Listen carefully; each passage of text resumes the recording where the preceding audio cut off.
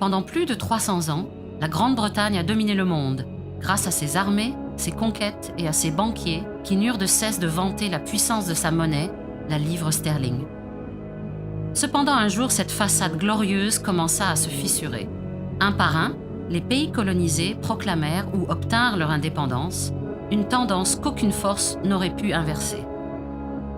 Voyant leurs richesses, leurs privilèges et leur empire s'évaporer, les élites britanniques commencèrent à chercher quel nouveau rôle elles pourraient jouer dans ce monde en pleine mutation. Elles choisirent le monde de la finance, un terrain de jeu qui leur était déjà familier. The City of London is the financial center of the entire world. And there is something highly significant about the City of London. This small area of 1 square mile is a sovereign state. It is not subject to the laws of England, nor the United Kingdom, nor the royal family. On the contrary, the City of London actually rules supreme over them. The City of London is the continuation of what we all know as the British Empire. I think that allowing for the book being, after all, a parody, something like 1984 could actually happen. This is the direction the world is going in at the present time. In our world, there will be no emotions except fear, rage, triumph, and self-abasement. The sex instinct will be eradicated. We shall abolish the orgasm. There will be no loyalty except loyalty to the party. But always there will be the intoxication of power. Always, at every moment, there will be the thrill of victory, the sensation of trampling on an enemy who is helpless. Il y a deux visions de société. Ou bien vous mettez la connaissance à portée de chacun, et vous permettez à des classes lettrées et entreprenantes d'être capables de renforcer l'État, y compris contre l'État quand il est détourné, typiquement aux États-Unis. Le fait que les Américains soient armés, ça sert à ça. En fait. On ne s'en rend pas compte, mais ça sert à ça. Les citoyens armés ne peuvent pas se faire violer par leur État aussi facilement qu'en France, par exemple. Durant la première moitié du XXe siècle, de nombreuses personnes influentes ont publiquement défendu des opinions eugénistes et financé des recherches et des programmes eugéniques. Selon les conceptions eugénistes, les riches et les puissants auraient des gènes supérieurs qui les légitimeraient pour dominer et diriger la société. Ainsi, ils devraient se reproduire autant que possible. En revanche, les pauvres et les inférieurs devraient être dissuadés d'avoir des enfants. Faire des enfants est un acte immoral qui détruit le monde, sauf si c'est par GPA, après avoir changé 495 fois de genre, et subi une opération remboursée par la Sécu de changement de sexe qui n'avait aucun intérêt, puisqu'il paraît que le sexe n'a rien à voir de toute façon avec le genre. Vous avez un problème avec une seule de ces phrases? Que dis-je de ces vérités absolues?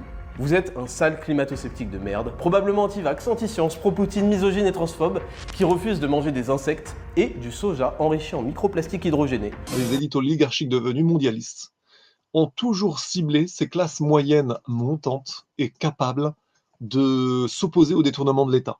C'est une idée extrêmement importante qu'il faut comprendre là. Et ce qu'on a vu dans la Révolution française comme dans la Révolution bolchevique, c'était spécifiquement le ciblage de ces classes moyennes en train de devenir qui était la structure de l'État, la structure qui permettait à l'État de tenir. Ils ne font que masquer leur véritable opinion eugéniste en utilisant les termes de contrôle de la population, de contrôle des naissances, de planification familiale et de procréation ou de médecine reproductive. Les personnes qui tirent les ficelles derrière l'OMS, comme la dynastie Rockefeller ou le soi-disant philanthrope Bill Gates, n'ont pas à l'esprit la santé des peuples.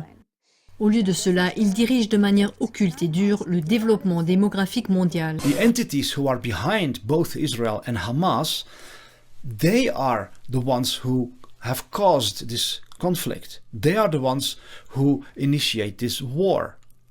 Essentially, this is a war between the deep state and all of humanity. Le groupe dont dépend Netanyahou aujourd'hui, ce groupe-là, pendant la Deuxième Guerre mondiale, a vendu les Juifs bulgares aux nazis. Faut quand même se rendre compte, ça n'est pas un groupe, ce sont des gens qui se sont battus les uns contre les autres. Et nous, aujourd'hui, nous soutenons le camp que nous avons combattu à l'époque. Parmi les 351 candidatures enregistrées cette année, le comité Nobel norvégien a fini par trancher. Sans grande surprise, il a été attribué au sauveur de la planète, au guide rempli de lumière aveuglante, souverain de la sécurité mondiale. Il s'agit bien sûr du grand, du sublime, du vénérable Benjamin Netanyahou. Une récompense saluée par les journalistes français, qui appellent Emmanuel Macron à illuminer d'urgence la tour Eiffel aux couleurs d'Israël. Dans le reste du monde, l'annonce a provoqué un séisme, plusieurs personnes se sont écroulées choquées par la nouvelle. Blessé par ces critiques, qui cachent une haine certaine, Benjamin Netanyahou a tenu à leur répondre. This is pure anti-Semitism. Oui. Attends. Qu'est-ce que je viens d'entendre là ? La démocratie de la région, pardon. Ben oui, ça n'a pas de sens. Entouré d'animaux. Qu'est-ce que vous faites ? Vous faites semblant de quoi ? De pas comprendre ? Moi, je le dis au premier imam de France qui est devenu Jean-Luc Mélenchon, ferme bien ta grande gueule et à jamais. Je pense que l'information continue, c'est une catastrophe pour la démocratie.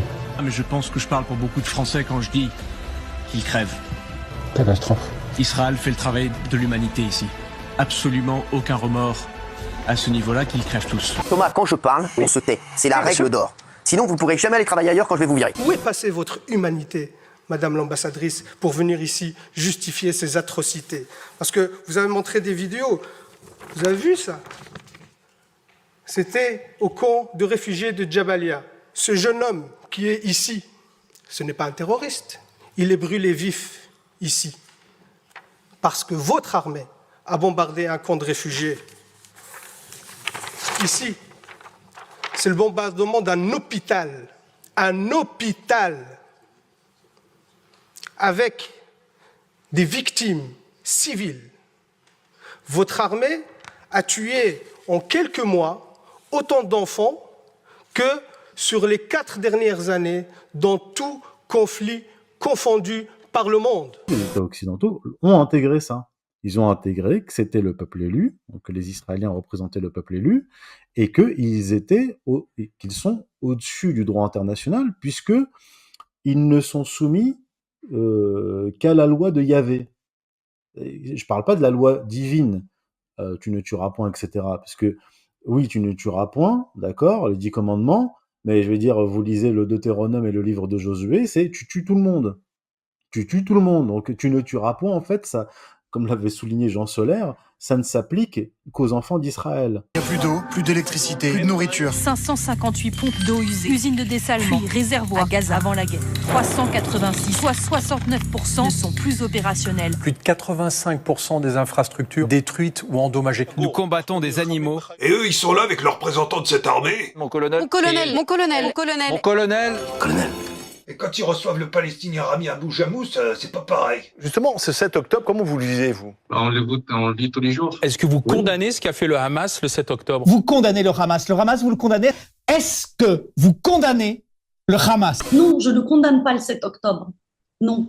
Parce que je n'ai pas vu ceux qui somment tout le monde dans les médias français à condamner le 7 octobre. Je ne les ai vus à aucun moment condamner la colonisation, condamner l'occupation, condamner les bombardements massifs des civils, condamner l'assassinat des enfants, condamner les violences sexuelles envers les Palestiniens et les Palestiniennes particulièrement. Je ne les ai pas vus condamner les images de ces dégoûtants soldats israéliens qui se photographiaient avec les soutiens-gorge et les culottes des femmes palestiniennes qu'ils venaient probablement de tuer. Non, je ne condamne pas le 7 octobre. Ce peuple a le droit d'exister, a le droit à sa liberté. Ce peuple a le droit à son indépendance. Ce peuple a le droit à la dignité. Et vous les combattez. Vous faites un nettoyage ethnique. Vous faites un génocide contre le peuple palestinien sous prétexte de lutte contre le terrorisme, alors que c'est vous, l'armée la plus terroriste dans la région. C'est vous les vrais terroristes. C'est vous qui colonisez la Palestine depuis 76 ans. 76 ans. Il n'y avait pas de 7 octobre depuis 76 ans. Je m'appelle Edem, né dans la bande de Gaza.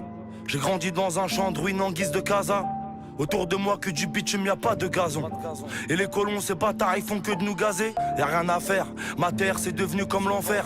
Et mes frères envoient des roquettes sur le dôme de fer. Des pierres contre des Hamas, eux ils parlent que du Hamas. Mais dis-moi pourquoi ils ont détruit Bagdad et Damas. Puisque la matière première pour former des nouvelles idées sont les anciennes idées, puisqu'Internet abaisse le coût d'accès aux anciennes idées, ça veut dire que Internet abaisse finalement le coût de production des nouvelles idées. Et si on... drastiquement, ça abaisse drastiquement le coût de production des nouvelles idées. Et si on se demande dans l'histoire quelles sont les innovations, quelles sont les technologies qui ont de façon similaire abaissé drastiquement le coût de production des nouvelles idées, il n'y a que 2 exemples, c'est l'écriture et l'imprimerie. L'écriture qui nous a permis de former la civilisation, et l'imprimerie qui a permis à la réforme de se produire et de renverser le pouvoir politique en Europe de l'époque, qui était l'Église romaine. On ne peut pas totalement nier jusqu'au bout le réel. Hein. C'était la phrase de Lénine, l'éternel retour du concret. Et là, je crois que le soft power américain, qui est le plus sophistiqué du monde et le plus puissant du monde, est arrivé à la limite. À la limite, c'est qu'on ne peut pas masquer totalement le réel, surtout quand ce soft power fait l'apologie d'un monde qui est totalement dysfonctionnel. Au terme d'une longue vie de réflexion, je suis arrivé à la conclusion que la destruction de la puissance américaine sera le début de la paix pour la planète. Lorsqu'une technologie qui abaisse le coût de production des idées émerge, la beauté, la vérité émergent, parce que ça permet à l'intelligence décentralisée de se déployer, et puisque la vie est fondamentalement belle, et puisque dans la nature il existe cette loi que lorsqu'on permet aux gens d'être libres, c'est vrai c'est vrai dans le règne animal, c'est vrai pour les libertés individuelles, lorsqu'on décentralise l'intelligence, il émerge de façon non planifiée, on ne sait pas exactement comment ça se passe, mais il émerge une organisation spontanée, il émerge de la beauté, il émerge de la vérité.